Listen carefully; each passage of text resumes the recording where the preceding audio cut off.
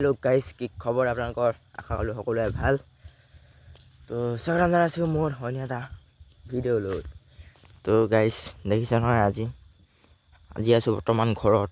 তো ৰাতিপুৱা সময় হিম এনেকুৱা পৰিছে না গাইজ, ঠাণ্ডা। তো নতুন বছৰ ঠাণ্ডা চাওক, ভিউ লৈছোঁ চাই গাইজ। নতুন বছৰ ঠাণ্ডা বেয়া দিছে ঠাণ্ডাটো। তো আপোনালোকৰ মানে ঠাণ্ডা পৰিছে নপৰিছে কমেণ্ট এটা কৰিব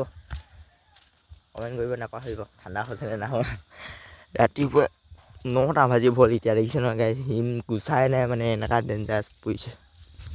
9টা বজালৈকে এনেকৈ হিম পৰি থাকিলে কি হ'ব আৰু, চেচ। তো ঠাণ্ডা চিজনত কোনে গা নুধুৱে ক'বা আৰু দেই, মেছেজ কৰিবা, কমেণ্ট নকৰিবা। কমেণ্ট কৰিলে চবে গম পাব।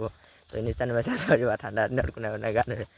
মই কালি ধুইছোঁ বাৰু ভগৱানৰ কৃপাত, ৰাম ঠাণ্ডা গাইজ, ভগৱানৰ কৃপাত মই কালি ধুই দিছোঁ গাটো।